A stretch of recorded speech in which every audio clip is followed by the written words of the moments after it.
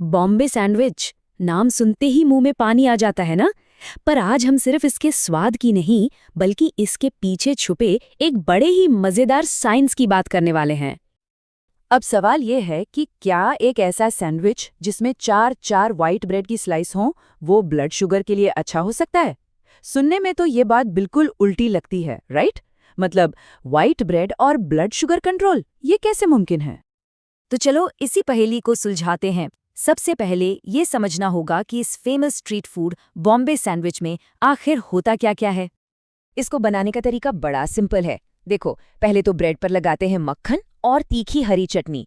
फिर उसके ऊपर लेयर्स बनती हैं, उबले आलू की, खीरे की, टमाटर और प्याज की। और हाँ, ऊपर से थोड़ा चाट मसाला तो बनता ही है। और फिर इसे बढ़िया सा ग्रिल कर दिया जाता है। और यहीं पर कहानी का असली ट्विस्ट है।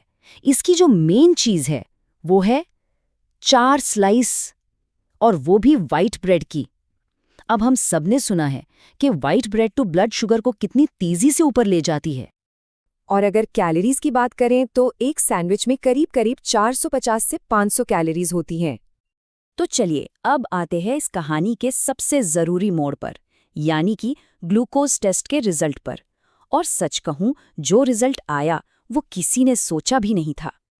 तो सोचिए जरा, चार चार व्हाइट ब्रेड की स्लाइस और इतनी सारी फिलिंग खाने के बाद ब्लड शुगर पर क्या असर पड़ा होगा? कोई गैस? सिर्फ 32 मिलीग्राम।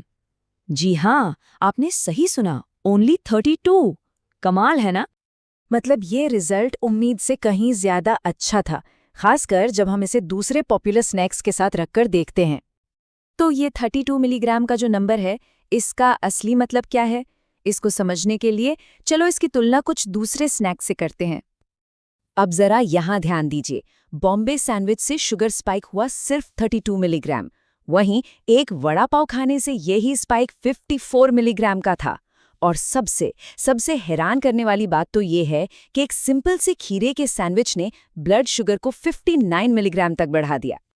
इसका सीधा सा मतलब ये है कि बॉम्बे सैंडविच ने ब्लड शुगर को बहुत कम बढ़ाया, इतना कम कि वो एक हेल्दी लगने वाले खीरे के सैंडविच से भी बेहतर निकल गया। तो सवाल उठता है कि भाई ऐसा क्या जादू है इसमें? वो कौन सी सीक्रेट चीज है जो ये सारा कमाल कर रही है? जवाब बहुत सिंपल है, फाइबर की पावर। तो ये डाइटरी फाइबर होता क्या है असल में? ये पौधों से मिलने वाले खाने का वो हिस्सा है जो हमारे खून में ग्लूकोज को धीरे धीरे रिलीज होने देता है, मतलब एकदम से शुगर स्पाइक नहीं होने देता। और बॉम्बे सैंडविच का असली हीरो यही फाइबर से भरी हुई फिलिंग है। सोचिए ना, इसमें खीरा है, टमाटर है, उबला हुआ आलू है, और सबसे खास बात यह है कि सैंडविच सब्जियों से एकदम लबालब भरा होता है। तो इस पूरी कहानी का निचोड़ क्या है? फाइबर के बारे में ये सब जानकर हम अपने खाने पीने की आदतों के बारे में क्या सीख सकते हैं? इस पर जो स्टडी हुई उसका नतीजा एकदम साफ साफ कहता है कि रिजल्ट में जो इतना बड़ा फर्क है वो सिर्फ और सिर्फ इसीलिए है क्योंकि बॉम्बे सैंडविच में फाइबर बहुत ज्यादा होता है। तो यहाँ से सीखने वाली सबसे बड़ी बात यह है कि किसी भी खाने में अगर फाइबर को सही मात्रा में मिला दिया जाए तो ब्लड शुगर पर उसके असर को पूरी तरह से बदला जा सकता है। यानी अगर ग्लूकोज को बेहतर तरीके से मैनेज करना है तो वड़ा पाव के मुकाबले बॉम्बे सैंडविच चुनना एक ज्यादा स्मार्ट चॉइस है। तो अब जाते जाते एक सवाल छोड़ जाते हैं, हम अपनी रोज की डाइट में ऐसी कौन कौन सी चीजें खाते हैं जिन्हें फाइबर के साथ एक नया और बेहतर रूप दिया जा सकता है? सोचिएगा जरूर।